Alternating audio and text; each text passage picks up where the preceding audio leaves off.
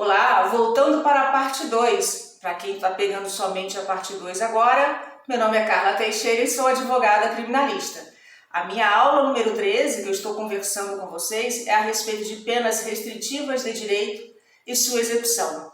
Na aula 1, ou seja, no primeiro vídeo, eu comentei a respeito das aplicações da prestação de serviço à comunidade, certo? E as entidades públicas, ou seja, quando aquela pessoa é condenada e a condenação dela é uma prestação de serviço à comunidade e as entidades públicas, né?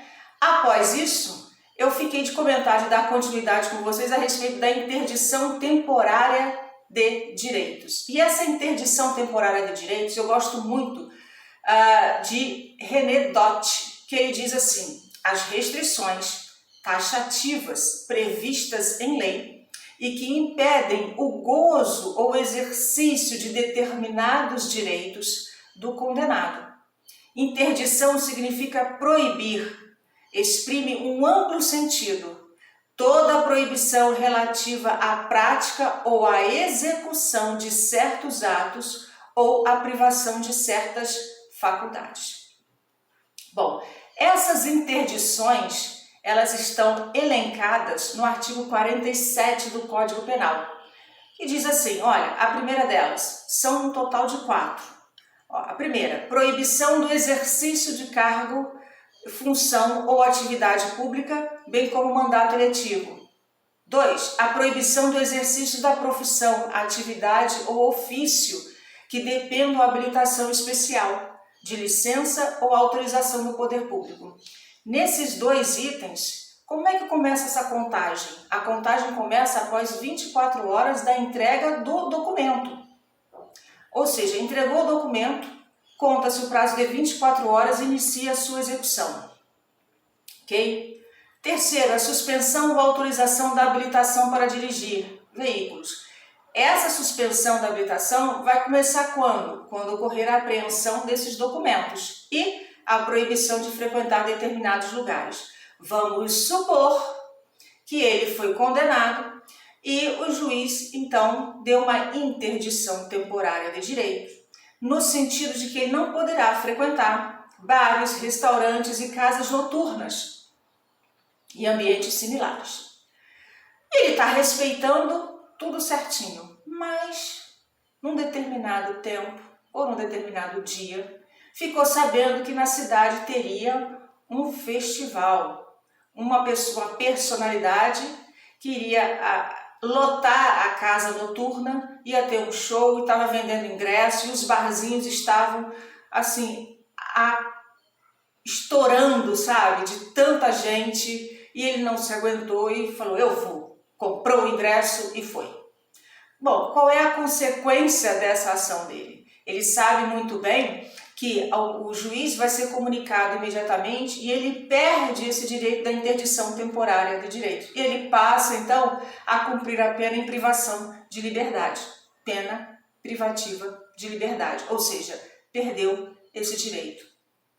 Mas o que é importante a gente falar também a respeito disso é que essa interdição temporária, ela não tem caráter perpétuo, ela vai durar enquanto durar a pena. Ou seja, se ele foi condenado a 1 ano e 6 meses, né, subentende mesmo que essa interdição vai durar 1 ano e 6 meses, conforme o artigo 55 do Código Penal, que diz assim: as penas restritivas de direitos terão a mesma duração da pena privativa de liberdade substituída. No entanto, né, e aí que vem o X da questão, no entanto, o artigo 46, parágrafo 4º do Código Penal diz assim: se a pena substituída for superior a 1 ano, é facultado ao condenado cumprir a pena substitutiva em menor tempo, mas nunca, vou repetir de novo, nunca inferior à metade da pena privativa de liberdade fixada. Ou seja, se ele teve uma pena de 1 ano e 6 meses, são 18 meses, correto? Conforme o artigo 55, ele teria que cumprir essa interdição temporária de direitos durante 18 meses. No entanto, como a pena é superior a 1 ano, ele vai cumprir em menos tempo, em menor tempo, ok? Em menor tempo, mas nunca inferior à metade, ou seja, 18, nunca inferior a 9 meses. Vai ser de 9 meses em diante. 9 meses para baixo, não pode, ok? Vamos dar continuidade.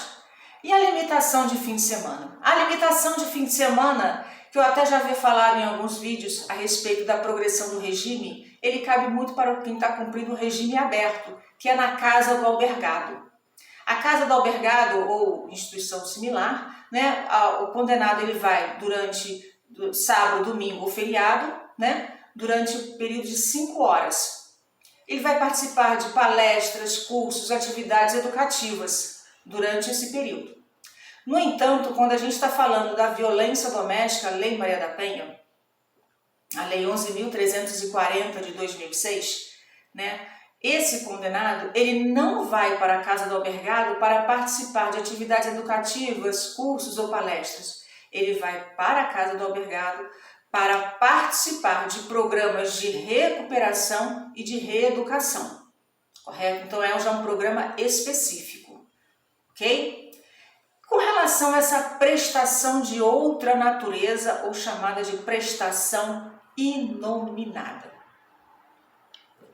E isso está onde, Carla? Está no artigo 45, parágrafo 2º do Código Penal, que diz assim: se houver aceitação do benefício, a prestação pecuniária pode consistir em prestação de outra natureza. No entanto,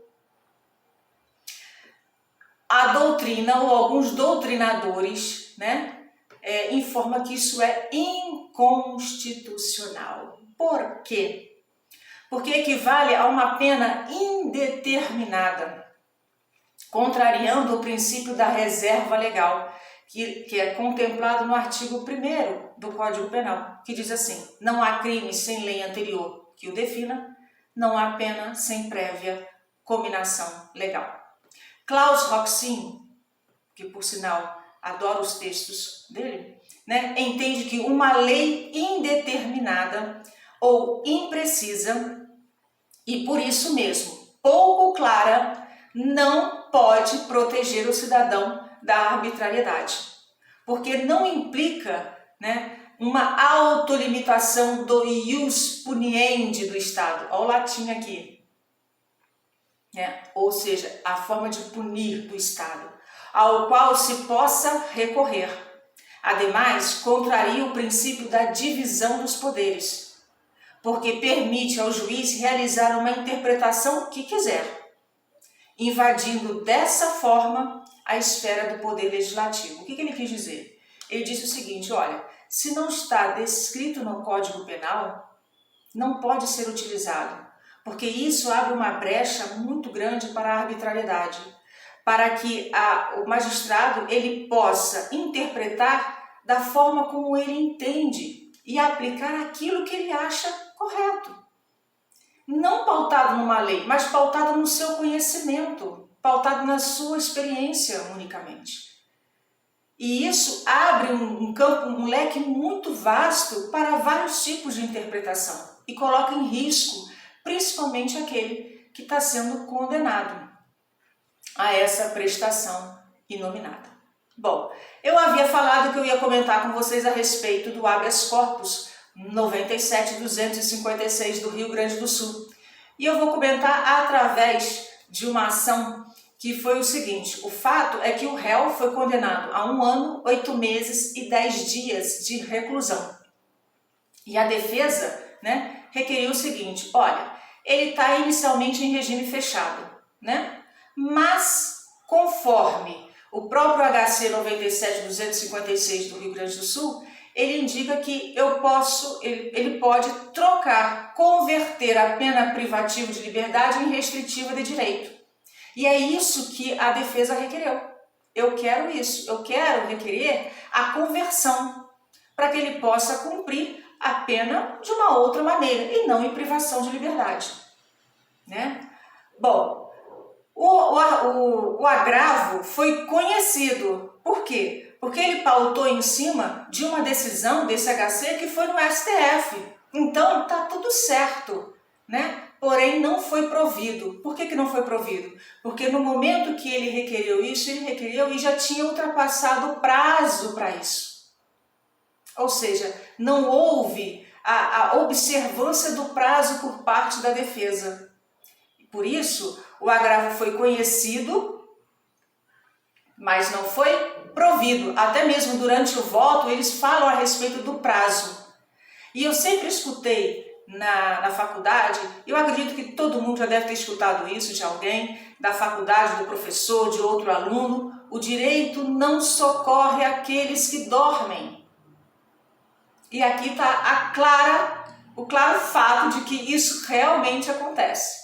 Ou seja, o agravo foi conhecido, porque realmente ele expressou, ele pediu aquilo que estava atrelado a esse HC, muito bem embasado, mas não foi provido, porque ele fez isso num prazo posterior ao limite estipulado pela lei. Bom, finalizo a aula número 13 aqui com vocês, né? E já vou começar a preparar a aula número 14, sabendo que nós vamos ficar juntos nas aulas até o início de dezembro. Depois, todo mundo vai tirar umas fériasinhas, né? Com certeza. Mas enquanto não chega as festas de final de ano, enquanto não chega dezembro, toda quarta-feira eu vou estar liberando uma aula para vocês. Salvo alguma emergência ou alguma coisa que aconteça que eu vou liberar no outro dia, mas eu falo com vocês, ok? Um forte abraço a todos, um ótimo estudo, ótimas pesquisas, né? E vamos em frente, que na próxima semana eu também já libero a aula 14, mas amanhã, ou seja, vou até olhar o calendário aqui, ó, dia 26, aula liberada, às 2, viu? Um forte abraço e até lá!